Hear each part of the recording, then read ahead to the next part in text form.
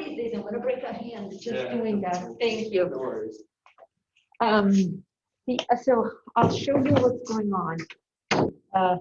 The mouse doesn't. It might be this. This is a touch screen. Sometimes it gets dirty, and I just. Yeah, I can't. I'll let you. Let me wipe it, and you know what? This is alcohol. Okay. Can we do this? There you go. Oh, thank you. So sorry about that. No, I don't want you to touch what I touched. I mean, it's like these days we need to be. Yeah. Well, you might want to do this after for yourself. Of course. Yeah. Thank you. In the meantime, I'm gonna connect. I know. But this is a semester-long issue, and It's been happening a lot. The same thing. it's this and other things. I don't know. Yeah, it looks like it's clicking right. Exactly. I don't know. I think it's, Exactly. Why don't I?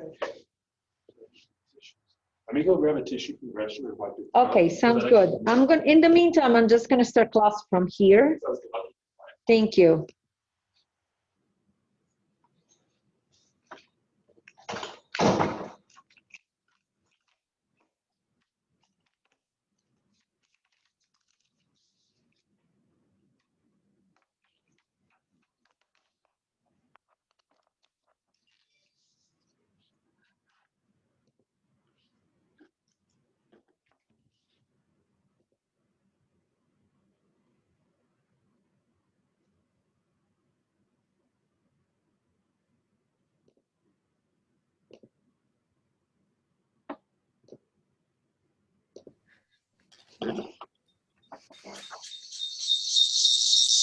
Oh, I can't do that.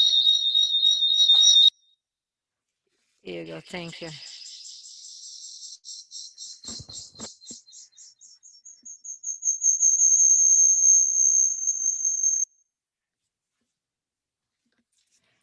Hello, everyone. Ooh. What do I? Okay. Thank you. All right. I am.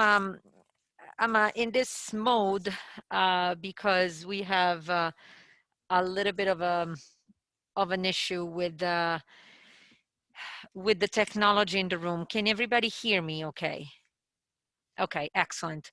So before we get started, I think it would make sense to talk about the exam. And I guess this is perfect timing because we are having a conversation, and then when we're going to be ready to project slides, then we'll have the podium fixed.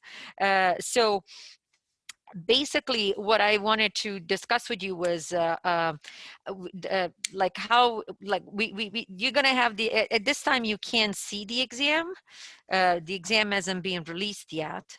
But I've seen the averages, and there are some people that are still finishing up. So what I noticed is obvious that the averages are like a little bit on the low side, which I just wanted, before we release the exam, I just wanted to sort of have this conversation because I don't know what's the final average is going to be, because again, there are people that I still haven't seen the results yet, they haven't loaded, but what I'm trying to, what I would like to have the conversation about is like how meaningful an average is. So say I'm making this up. Say the average of the scores is like 50. That 50 is a B-ish, B minus B. So if you got 55 or 60, you're good. If you got like on the low end, say you got 30, then you may want to come talk to me. Because the average is as good as, the curving is as good as the average is. I mean, like ultimately, as you guys know, all the courses are like, are going to be curved, because I think a couple of people have asked me that question. And so you really need to look at that average as your reference point, because that average gives you a sense of like, and compare yourself to that average. Don't look and like, oh my God, I got a 60. It's bad. No, you know, like if you got a 60, if the average say is 55, you are in the B plus range. I can't, you know, tell you exactly where you are because we have, you know, we don't have the final grades of the course, obviously, but you are in a good place. So does it make sense? Is it okay? So that's because I don't want anybody to be discouraged if they see a score that is low. But at the same time, I want people to like understand that if a score is very low, then there is still an issue. So that's why I made the example. Say my average is like I'm making it up 55. If I got a 56, 57, 58, I'm in a good place. I don't have to worry, even if the raw score seems concerning some. But if you are in your 30 and 20, you should come see me. You should have a conversation, or you should be, you know, asking yourself the question, maybe I need to catch up on this. So I don't know if you guys have any particular reflection about the exam. I typically the day after the exam or the section after the session after the exam, I have that open conversation. Do you guys have any questions or any comments? I have one. Sure, Vanessa, go ahead. How are you? I'm good. Thank you. I don't know if I was the only one who struggled with it, but I felt like the timing, like the amount of time I had available was a little bit tight because like for some of the questions when we had to do, I was like having to scroll back up to check the amounts and stuff. Like I felt like the timing was a little bit tight. Yeah, I agree. Yeah. Here as well. And it was kind of hard to see because like you couldn't see all the problems at once. So I wasn't expecting to have like that many giant problems. So I guess like there'd be like 10 minutes left and I'd be like, oh my gosh, there's still all these big problems left. Yeah. Okay. So, well, the point is well taken, and I think it's a sort of, I would say, consistent with what I heard from the class this morning.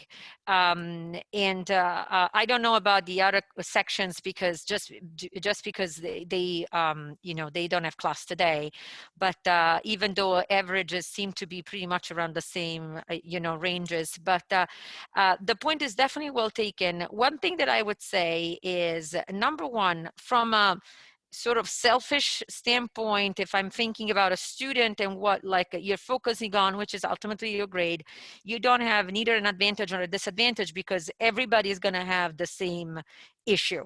You know, like everybody is going to have that, you know, like it seems like Vanessa, you kind of made it like a sound like a time pressure. Everybody's going to be under the same time pressure. So that's a variable that is controlled for. So if it's a disadvantage, it's a disadvantage for everybody.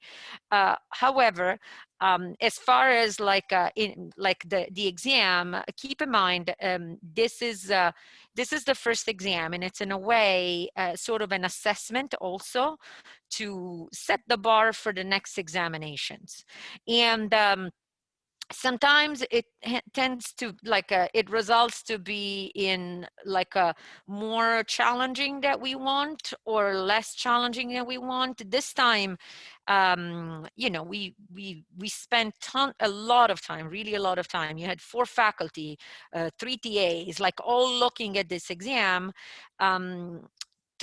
And keeping in mind the fact that you guys had open notes, open books, you were remote, and there was no way to sort of monitor. Of course, you guys did all the right things, but there is that element of risk, and that we cannot, you know, we cannot monitor you guys. And it's the very first AC 221 exam. Actually, this is the second because of the pandemic, but we had never done open books, open notes exam in AC 221. So I think the idea was they have the advantage, quote unquote, of the open book, open notes that other people before them didn't. So maybe this, you know, the sort of the amount of questions that is higher than usual might be okay, or the kind of question that we picked might be okay. And again, this is a sort of like a learning curve for us too, because I've never taught in this environment before. But nevertheless, all that being said, the thing that I'm very comfortable with is that you know, the scores and like your message, your comments are going to be good for the future. But in the meantime, you didn't get penalized whatsoever, because again, if the average of the class, I mean, I'm going to tell you anecdotally, I say this story once in a while. There's one of my colleagues who prides himself that the average of his classes are between 20 and 25. And he's like, well, why they complain? Because 25, it's a B. And if they get 30, it's an A. I'm like, well, it's the message there. It's a little bit rough, because a student that got a 30 is going to be a little bit difficult mentally to process that that's an A. So we don't want to be in that situation. At the same time, and we are not in that situation, but at the same time, I'm comfortable that all what we said is going to be good food for thoughts from us for next examinations. But at the same time, it didn't penalize you whatsoever, because we work with averages, we work with curves. And so the curve, if the curve is at 60, then 60 is the new B. You know, and that doesn't take anything away from your performance. Does that make sense? But I really do want to hear your comments. And again, so when the exam is released and it's open to everybody, I would encourage you guys to go ahead and review it. And within a time frame that we're going to indicate is typically 5 days, come back to me to say, you know, I think here there's a rounding error. I think I transposed a number, and we can have that conversation. If there's any adjustment to be made, we'll be gladly do it. Okay. I'm going to pause for a moment to check on the IT situation. How are we doing? You good? Okay. Okay, good. I would like to teach from there. I mean, I keep this on all the time anyhow. Yeah. Yeah. Yeah, you go. Well, I'm going to turn I'm going to put this on mute.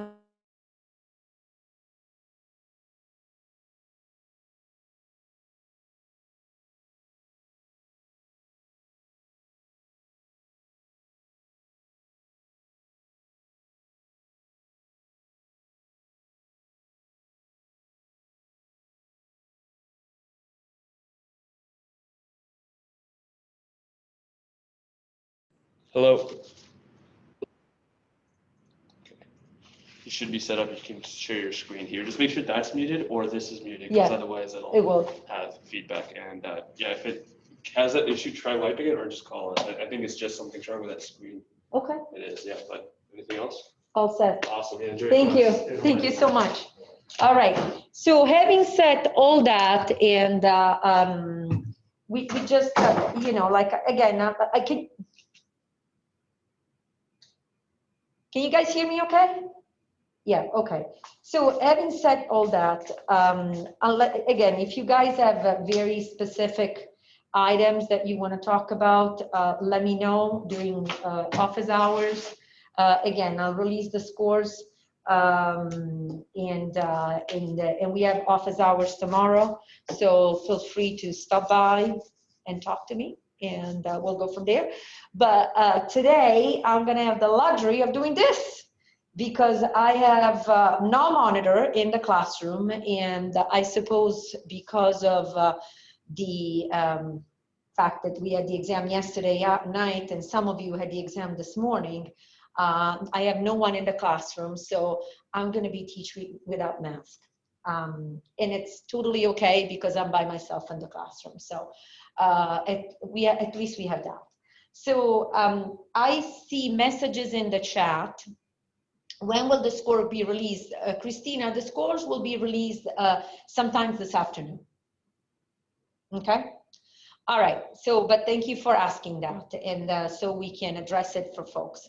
All right, I'm gonna open up our inventory and slides. One thing that I wanted to let you know is that I had inadvertently labeled the recordings of October 2nd as September 30th. And so you had way too many September 30th. I went back and I looked at it, it didn't sound right. So I relabeled them. So in case you didn't see the recording, it's because they were labeled as September 30th. They were there, but they were just mislabeled.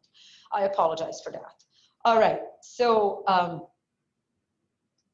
just want to make sure that you go, I can share the screen properly and we can get started.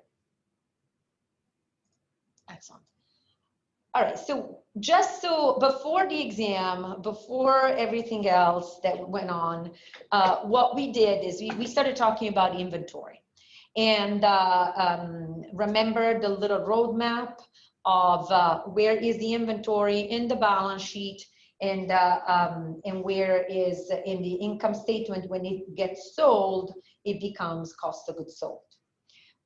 Then this is like something we know already. Again, inventory is an asset, and as the asset is used, it becomes cost of goods sold.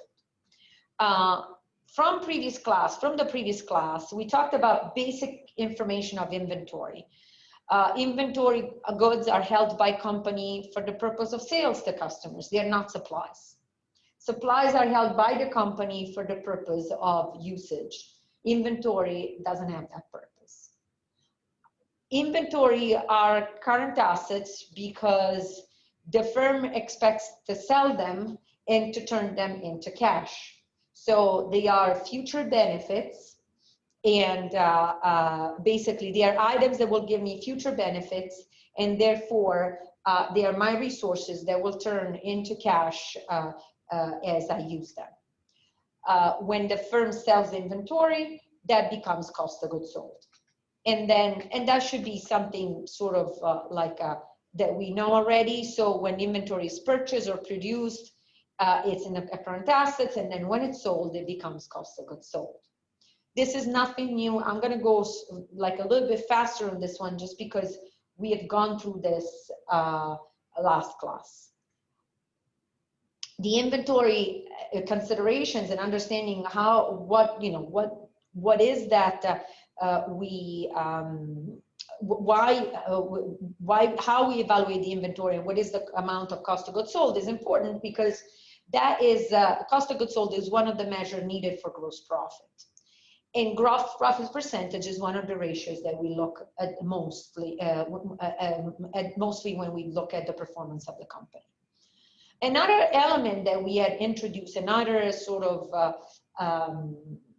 again, like a concept that we introduced, is the cost of merchandise, which is the invoice price plus inbound transportation charges, minus offsetting of discounts, minus returns and allowances. So it's not only the invoice price, but then I have to add the transportation charges, decrease the amount by discounts, and decrease it by return and allowances. So really, ultimately, it's really what is the net cost for me to purchase this inventory? That's what it is.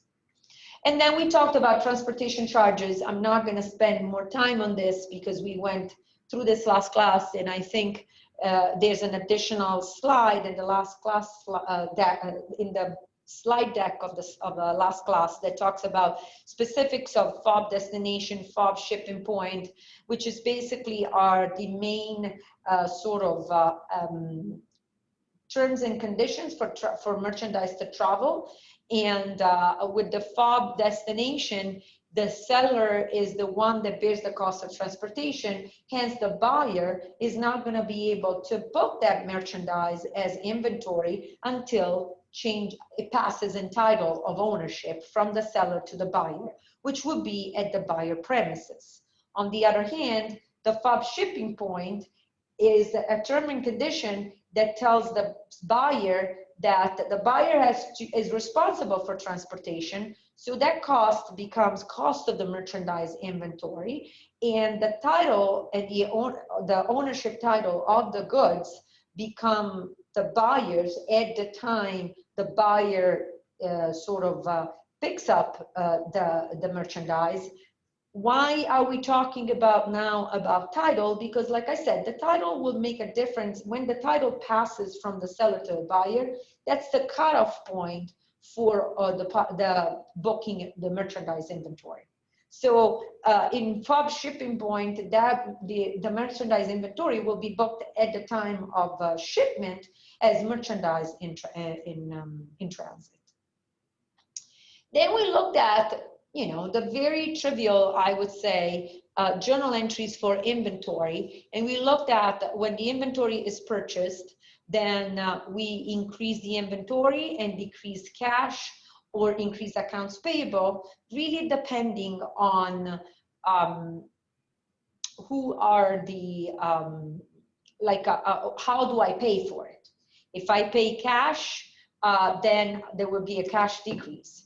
If I pay on credit, if I made a purchase on credit, then that will increase the liabilities, so accounts payable, so that that liability can be paid in the future. When the inventory is sold, I'm going to increase the cost of goods sold, and I'm going to decrease the inventory because I'm using that inventory. I am setting aside all the information related to revenue, just because, again, Chapter 5 and Chapter 6 together gives us a sense of sales transaction. But we focus on the sales, and we focus on accounts receivable, and what if sales are not collected, and what our net sales, all in Chapter 5. Now we are looking at how much did we pay for the merchandise that we are selling, because ultimately we want to look at the performance of the company. So remember, the issue that we have to think about when we think about cost, like how do we classify a cost, is if the cost has a future benefit, then that will become an asset. And as we get benefit from that asset, that asset will be expensed, which is the example of the inventory.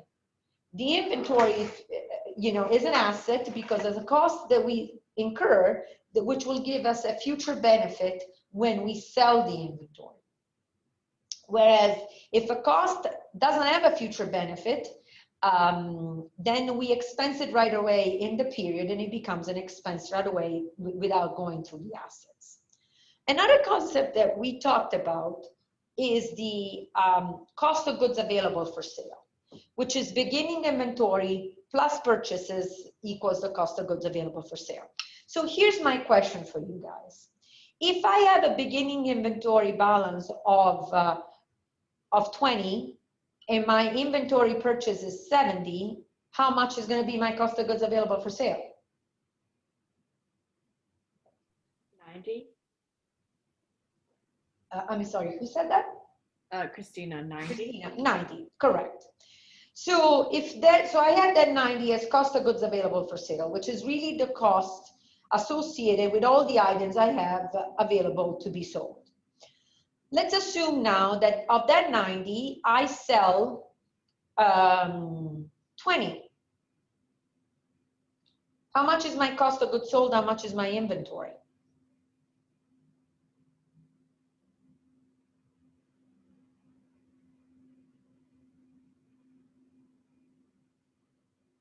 I'm selling $20 of that cost of goods available for sale. How much is my cost of goods sold?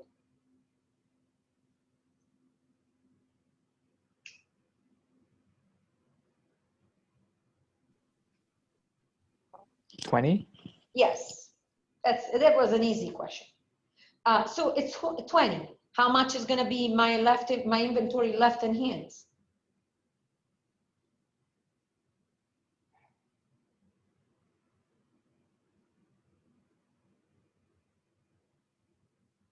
If my cost of goods available for sale is 90 and I sold 20, how much is going to be left in inventory? 70. 70. So, but then if I look at the 70 inventory plus the cost of goods available, plus the cost of goods sold of 20, In total, it would still give me the 90 cost of goods available for sale. So what I'm trying to convey here is that if the cost of goods available for sale is beginning inventory plus inventory during the period equals cost plus inventory of the period, but it's also, if you want to do it, like if you want to recalculate it after you made a sale, it's going to be the cost of goods sold plus the merchandise inventory that hasn't been sold. So you can always, it has to equal always the cost of goods available for sale. So then we looked at the accounting for inventory, and we said the journal entry is so easy. Okay, let's move on. Let's move to the other chapter. We figured out how inventory works. And then we're like, not so fast. Because we talked about what are the costs included in the inventory when it's purchased. And again, we talked about what makes it, I'm sorry guys, I'm scratching my eye because something, I don't know what's going on. But anyhow.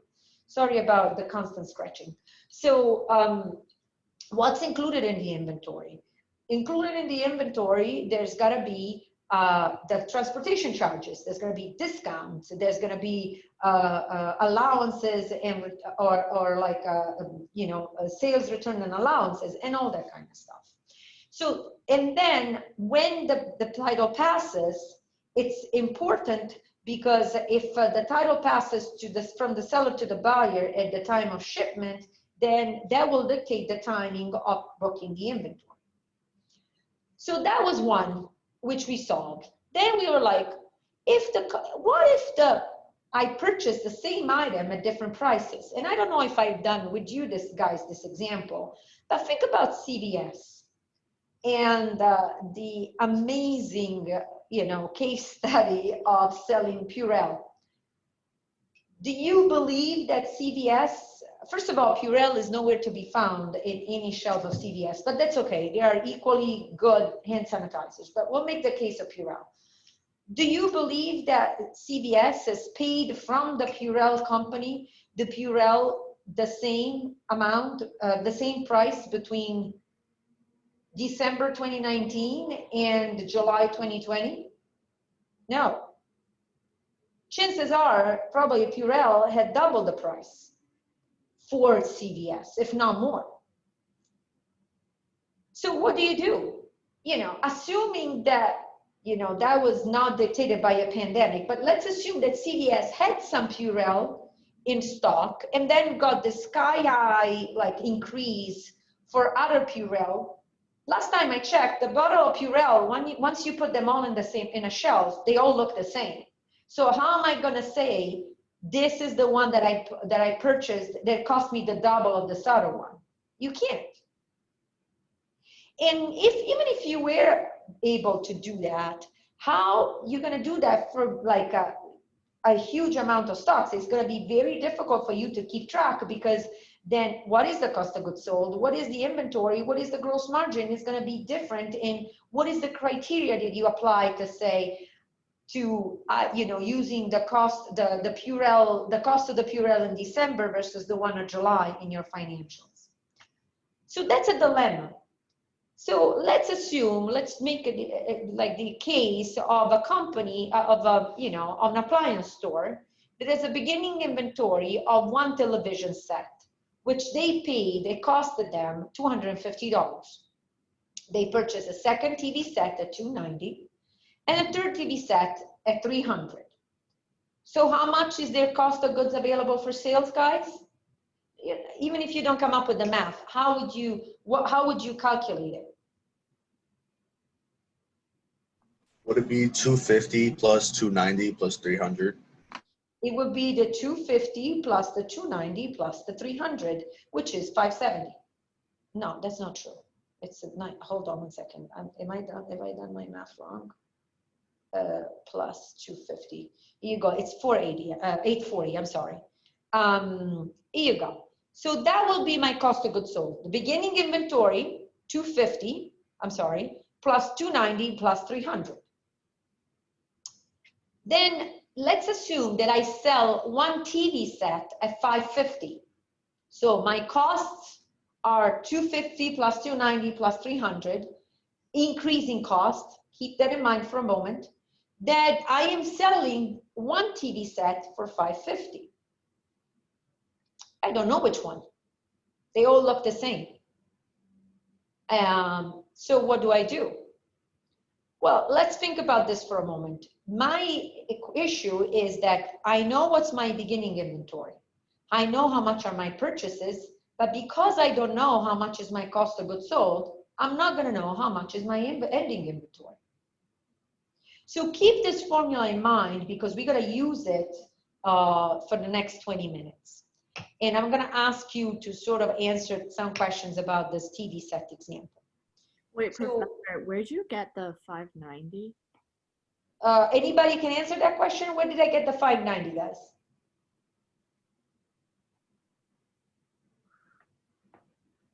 So the 590, if you look at over here, let's go back. I have a set of at 250, and then one purchase of 290 and the other one of 300. So 250, as it says over here, the beginning inventory was 250. Then the 290 and 300 are my purchases. So that's my 590. Oh, okay, thanks.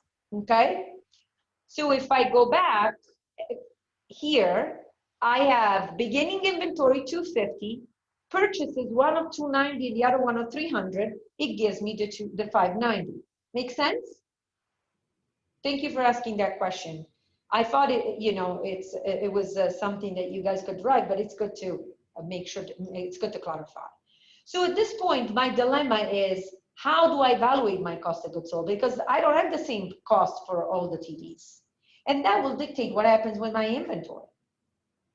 So let's think about how we could do this in a way that is standardized. So generally accepted accounting principles came up with like a standardized way of tackling this and a standardized way to evaluate the inventory.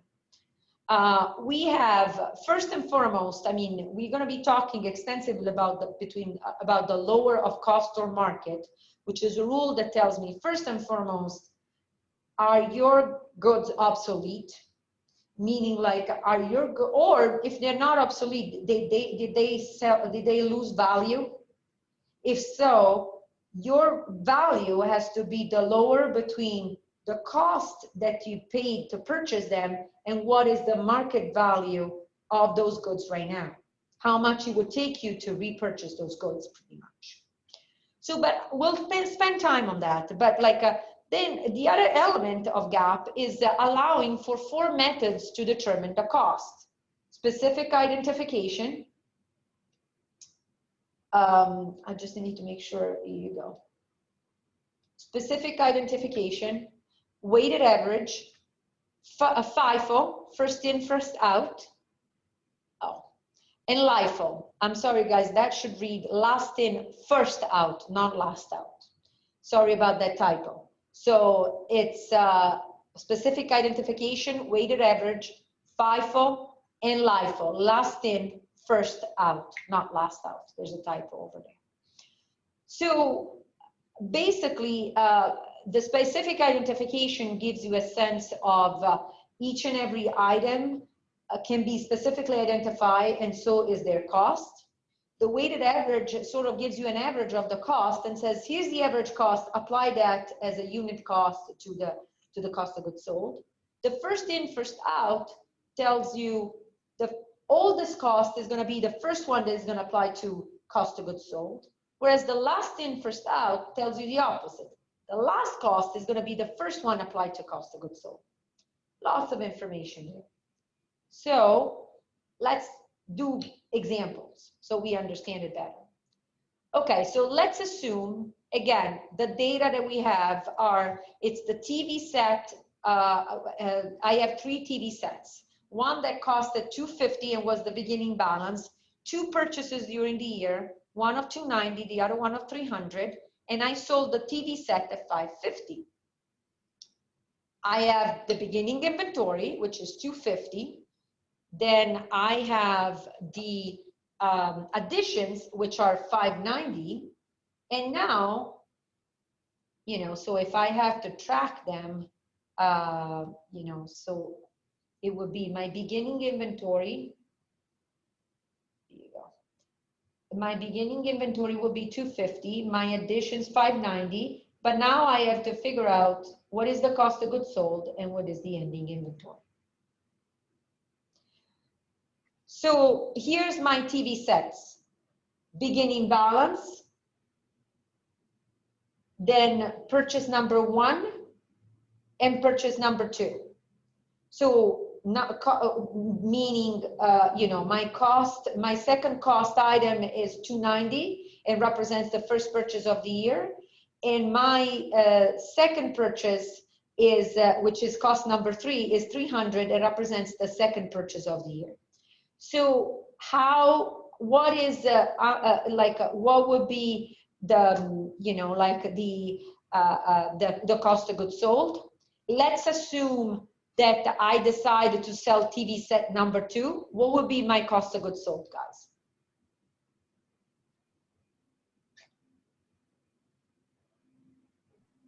$290. 290. And my inventory would be 550. Any questions with that? Okay. So this is fairly easy, and again, fairly easy and simple. So we shouldn't have any difficulties with that. Now let's look at first in, first out. The criteria here is that the oldest cost is the cost of goods sold, and the recent cost is the one that goes into the inventory. Like bananas. If you buy, I mean, unless you are my 10 years old son, that every time that I buy new bananas, he goes first to the new bananas and then to the old ones, you know, your common sense would tell you, if I have bananas, I'll first buy, you know, use the ones that are the oldest, and then I'll go to the new ones, you know, in general, unless the ones that are the oldest are really, really bad and old and you don't want to eat them. So that's the sort of, you know, like concept over there. So with that in mind, if I have 3 TV sets and I have to calculate the cost of goods sold for FIFO, for first in, first out, what would it be my cost of goods sold? 250. I'm sorry, who said 250? Vanessa. Vanessa, yes, 250, because I will start with the beginning inventory. And so my inventory will be my ending inventory will be 590. Does it make sense?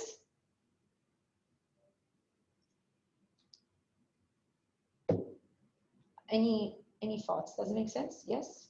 No, maybe. Okay, good. So now let's make the LIFO example. The oldest cost remains with the inventory. The most recent cost goes to cost of goods sold. So the units left in the inventory are the ones that have the oldest cost of purchase, like a cost for the purchase of the merchandise, and the ones that go into the cost of goods sold are the newest. It's called the bearer of nails, or when my son saw me a couple of years ago while I was redoing slides on LIFO, it's like, what is LIFO? And I told them, it's like your cookie jar. When you have a cookie jar or a bearer of nails or whatever container where you have a bunch of items, you're gonna pick, like the first ones that you pick are the last ones that you put in. And the way that I explain it to my son is like with the analogy of a cookie jar, is like you're always picking the cookies that we bake first, that we bake last. So you always pick the most fresh cookies. So that's the kind of concept here. Here you're picking always the most recent cost, which creates a little bit of an issue, which we're going to talk about in a moment. So here you go. This is your bearer of nails. The rectangle vertical over there. And here you have it. TV set number 1, TV set number 2, TV set number 3. You cannot physically reach TV set number 3, meaning like this is an analogy because this is nothing to do with the physical flow of the inventory. This is to do with the purchase price. So you cannot, it's like you have to go, if the costs were layers, you have to start with the layer that is the most recent. So how much is my cost of goods sold in this case? 300. Everybody agrees on the 300. Yeah. Yeah, Brooke says yes. So it looks like we are, we have some sort of a quorum. Yes, it's 300. So my ending inventory is 540.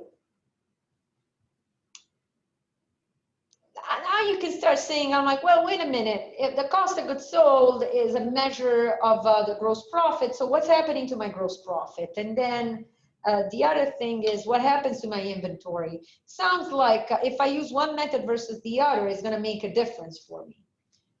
So yes, and we'll explain it in a moment.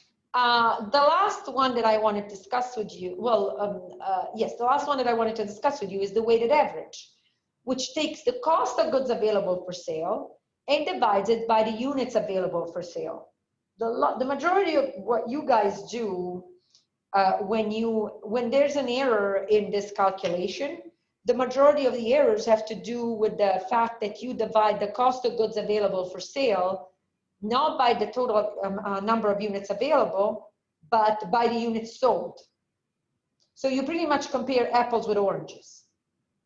To have a unit number, you really need to look at of all the costs, of how much it costed me in total to have the merchandise that I have available to sell, what is the unit price? So you have to divide that by all the units that you have available. So in this case, how much would it be, the weighted average per unit?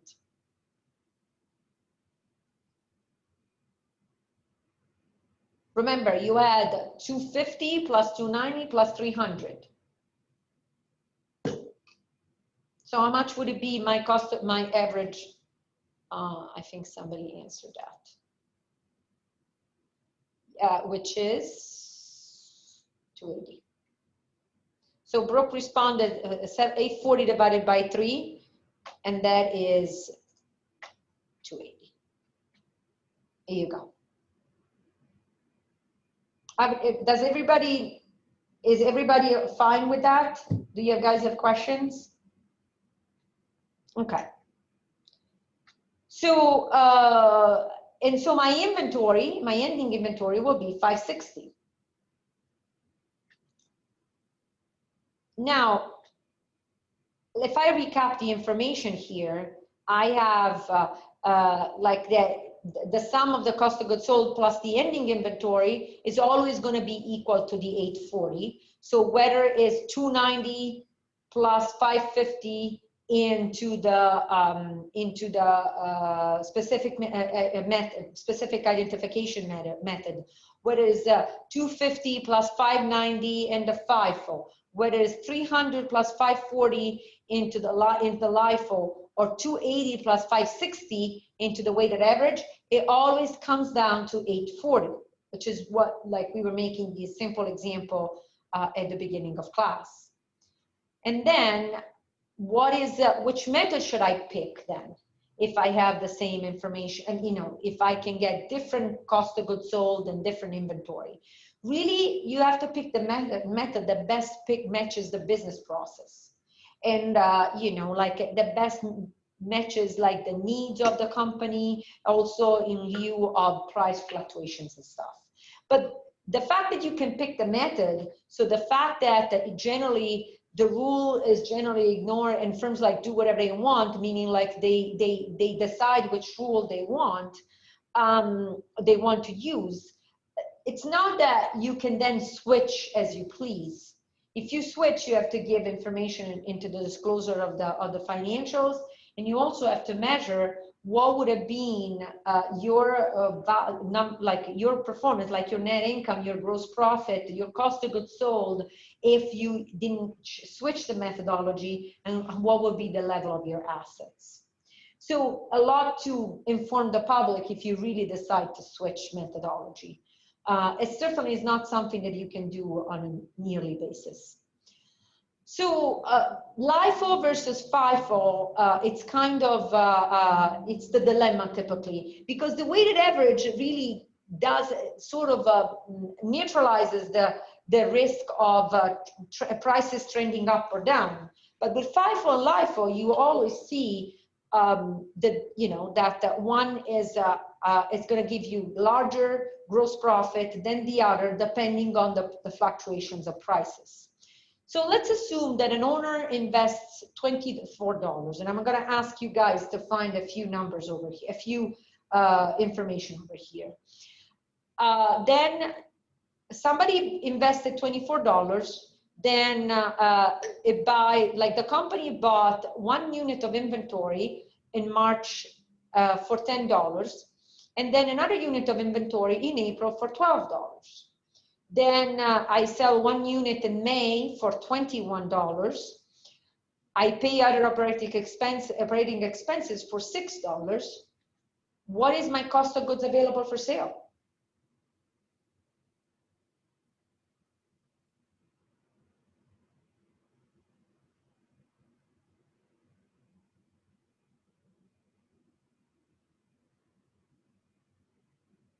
What do you guys think?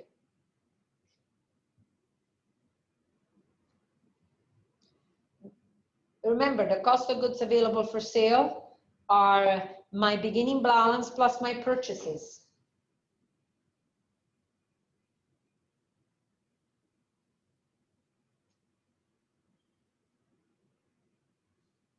Uh, 46. Everybody agrees with 46. Brooke, where did you get the 46 from? I did. So the previous balance was $24 because that's how much the owners invested. And then they purchased inventory for $10 and then purchased more inventory for $12. So then adding those, I got 46. Everybody agrees with that. So let me say that when I say that the owners invest $24, that means I give $24 as an investor to the company so that the company can go and buy inventory. So is that $24 part of my inventory?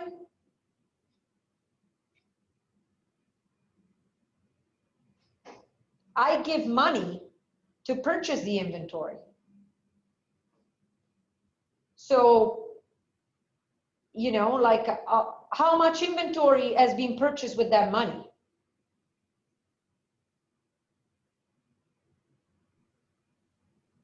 $22. $22. It's like I want to invest in, you guys put together a company, I want to invest in that company, I give you $24, and then you go ahead and buy $22 worth of inventory.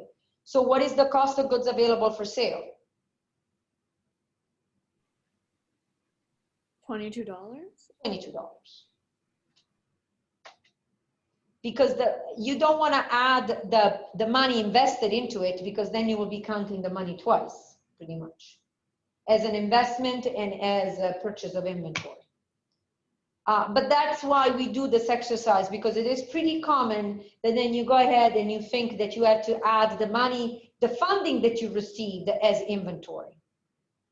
The funding that you received, depending on how you spend it, that may become inventory or maybe not. So I'm gonna sort of wrap up here, just showing you, look at this, like if I'm looking at FIFO, so I have this transaction over here, the owner invested $24, actually I'll do it this way. The owner invested $24, which becomes, equity. Then I make a first purchase of inventory for $10, cash goes down, inventory goes up. Second purchase of inventory, $12, cash goes down, inventory goes up. Then I made a sale, so I get $21 because I got revenue for $21. Retained earning goes up and cash goes up. What is the under FIFO the cost of goods sold, guys?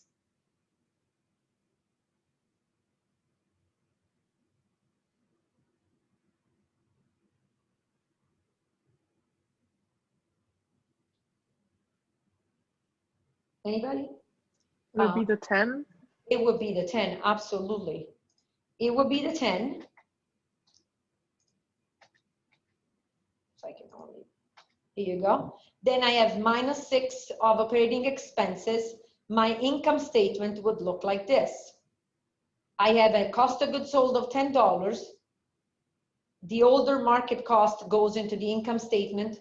The more recent market cost goes into inventory. If I do it on LIFO, what would it be my cost of goods sold? 12. The 12. So therefore, my cost of goods sold is $12. Gross margin now is 9, whereas before was 11, and my inventory is 10.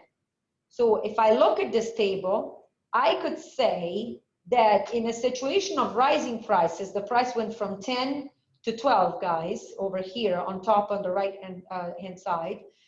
My cost of goods sold is higher with LIFO, hence my gross margin is lower and my inventory is lower. Whereas with FIFO, my cost of goods sold is lower and my gross margin is higher and the inventory is higher. In a situation of rising prices, in a situation of like prices decreasing, you'll see the total opposite. So with that said, if I had to do the same thing with the average, weighted average, then the cost of goods sold will be 11. I mean, the ending inventory will be 11. There won't really be an impact on gross margin. So, and this would be the income statement and the balance sheet. And in summary, you can see how the FIFO has the pre-tax income that is in a situation of rising prices. My gross margin is higher and my pre-tax income is higher for FIFO compared to LIFO.